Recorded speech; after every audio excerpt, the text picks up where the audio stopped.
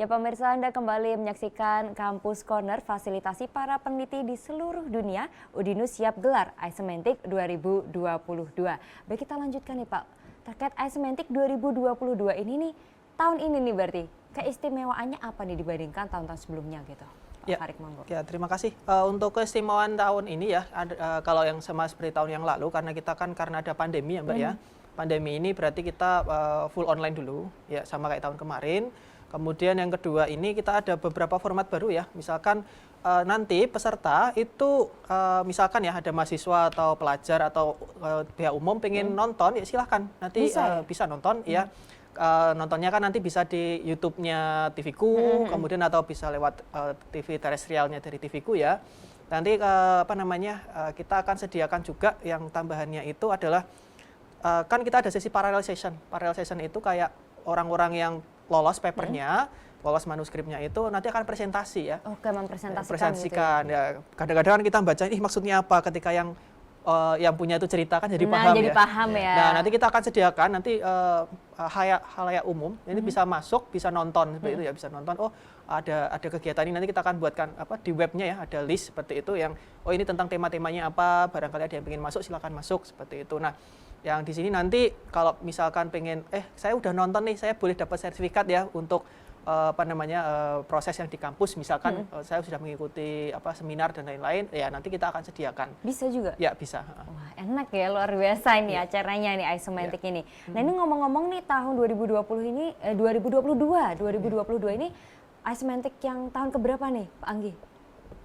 Yang saya sendiri atau? Enggak, yang Icemantic-nya nih, Icemantic tahun 2022 ini tahun keberapa berarti? Ya, tahun ke-7. Ke-7? Oke, ya, tahun ke-7 gitu ini. Tapi kalau secara daring sendiri berarti? Ke-3. Udah 3 tahun ini diadakan secara daring ya? Iya, betul. Oke, karena mulai pandemi berarti langsung otomatis semua daring gitu ya? Daring, betul. Yang sebelumnya bisa diadakan secara langsung gitu, yang tadi seru, kata Pak Anggi juga bisa tukar kartu nama gitu.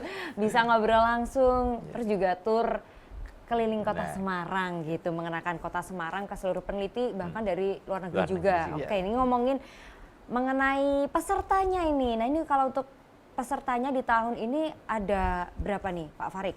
Kalau peserta yang mendaftar itu 173. 173. Ya, 173 dari negara-negaranya ya macam-macam ya Mbak ya. Nah, ini dari mana aja nih? Ya, yang paling banyak memang dari Indonesia ya. Kan kita promosi Indonesia nih sekitar hampir 60%-an ya. 60-70%. Sisanya ada yang dari yang kemarin proses keterima ya, ada yang dari Malaysia, ada yang dari Cina, ada yang dari Taiwan, ada dari Rwanda, kemudian ada Afrika Selatan, ada yang dari Bangladesh ya, ada yang dari India, kemudian ada yang dari Uni Emirat Arab. Ya, kalau terus ada yang dari negara baru nggak yang sebelumnya belum pernah ikut? Ya, mungkin? yang baru itu malah dari ini, yang baru itu dari Rwanda sama ini South Africa, itu yang paling baru. Baru tahun ini ya ikut baru ya? ya? Baru ikut. Luar biasa banget loh, ini dari berbagai belahan dunia gitu ya. Iya, betul. Nggak cuma Indonesia aja gitu, Icemantic gitu ya. Oke, baik. Pak Anggi nih sebagai reviewer nih, pertanyaan reviewer. Pak Anggi, kalau paper yang di-review nih dalam Icemantic 2022 ini sendiri ada berapa Bapak? Kalau yang sudah diterima itu kira-kira sudah sampai 60-an, 65. 65. Oke. Dan yang sudah direject juga sudah ada 33. Oh, banyak juga ya Pak ya. Karena tapi tidak kalau secara sesuai tema. total semua nih Pak, ada berapa paper nih yang di-review di Icemantic 2022 ini? Sebenarnya masih kurang dari 100, masih antara jumlah tadi, karena masih banyak yang belum kami putuskan. Kalau ini tahapan review sudah selesai, tinggal tahapan tugas kami sebagai tim reviewer untuk menerimanya atau tidak gitu.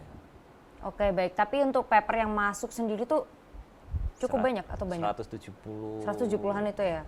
Oke, ini berarti dibandingkan tahun-tahun sebelumnya gimana nih Pak untuk perkembangan pesertanya sendiri? Untuk perkembangannya alhamdulillah tahun ini meningkat ya, meningkat tajam dibanding yang tahun kemarin itu ya. Kita juga terima kasih nih sama tim dari media ya, dari Udinus, kemudian tim-tim yang dari publikasi Icemantic sendiri itu sama teman-teman yang kolega-kolega dari luar ini bantu menyebarkan informasi. Jadi kalau nggak ada teman-teman itu juga kita nggak kesulitan ya, kurang terpublikasi gitu ya. Iya, betul. Jadi ya alhamdulillah nih teman-teman yang dari publikasi ini kemarin yang untuk promosi itu solid ya. Jadi solid ya, paper banyak yang masuk seperti itu. Bahkan meningkat tajam gitu ya. Iya, meningkat tajam. bisa dikatakan memenuhi target nggak Pak ini? Sudah memenuhi target belum nih Pak? Ya sudah memenuhi target ya, karena kemarin kita itu batasnya mungkin 140 atau 130 ya, ternyata kita ada 170 yang minat daftar seperti itu. Jadi paling enggak kita sudah melewati ya. Harapannya tahun depan mungkin ya bisa sampai 200 lah yang daftar. Amin, amin ya, gitu itu. ya. Apalagi kalau diadain secara langsung nih Pak, kayaknya bakal ramai banget nih gitu ya. Oke, baik Pak Anggi, kalau yang menjadi kriteria paper tersebut tadi kan ya di review layak atau enggak. Nah ini kriterianya suatu paper itu layak atau enggak nih apa nih Pak? Harus sesuai dengan topik yang pasti relevan. Ada kontribusi. Ada itu yang paling penting, relevan dan kontribusinya. Itu paling penting. Biasanya memang banyak yang masih ada sedikit kesalahan dan itu kita masih memberi waktu untuk perbaikan. Oke. Nah ini kalau yang menjadi kriteria utama nih dalam penilaian reviewers nih terhadap paper dari para peserta sendiri apa nih Pak? Ya tadi itu. Kriteria utamanya tadi? Relevan dan ada kontribusi. Karena setiap kali kita membaca sesuatu pasti mencari apa sih kebaruannya gitu. Jadi kontribusi itu yang paling utama. Oke, jadi kalau untuk aspek khusus sendiri Pak, apakah ada aspek khususnya? Aspek khusus lebih ke arah relevan dengan topik Relevan kita dengan topik ya, tadi ya? relevansinya. Oke, berarti yang paling penting gitu ya, jadi dasar adalah harus relevan dengan topik yang Jadi diusung di tahun ini. waktu sebelum kita bagi ke reviewer, kita pilih dulu apakah ini sesuai apa enggak. Setelah itu kita mendapatkan review dari para reviewer, kami kumpulkan semuanya, baru kita putuskan apakah ini diterima atau tidak.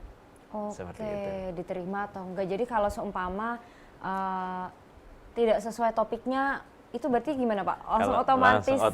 Otomatis ya? Ya, karena ini ya, kalau untuk tambahan kan kita kan di bawahnya IEEE ya. IEEE itu kan di komputer sama di electrical dan technical engineering ya Mbak ya. Jadi kalau ada topik-topik yang di luar itu ya kita nggak bisa nerima. Tapi kalau ada hubungannya, misalkan ada komputernya, atau ada elektriknya, atau ada teknikalnya ya, kayak itu kita bisa terima. Asalkan memang ada irisan dengan situ.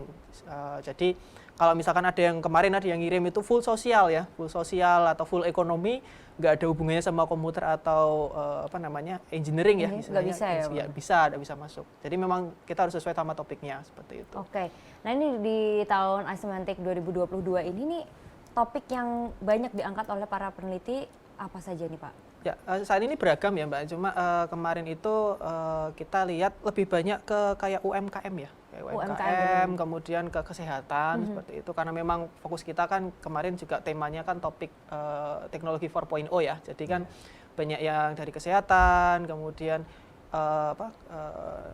dari ekonomi UMKM, kemarin ada yang bahas-bahas tentang pembuatan framework UMKM yang bagus itu bagaimana seperti itu ya. Kemudian ada yang lagi yang ini dari elektro, misalkan membuat sensor-sensor seperti itu. Yang untuk hemat listrik, ada hemat air dan lain-lain. Baik.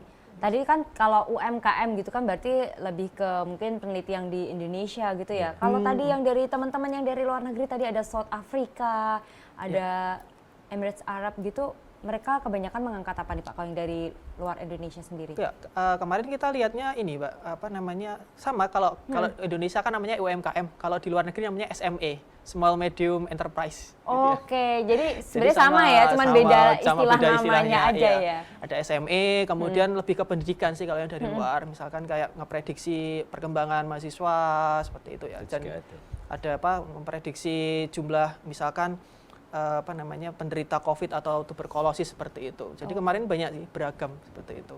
Oke, baik. Nah ini ngomong-ngomong nih, mulai pendaftarannya itu kapan sih Pak? Ini udah selesai di review tadi katanya. Sebenarnya pendaftarannya tuh kapan gitu Pak? Tapi kita akan lanjutkan setelah jeda berikut ini. Ya pemirsa jangan kemana-mana, kami akan kembali untuk Anda usai jeda berikut.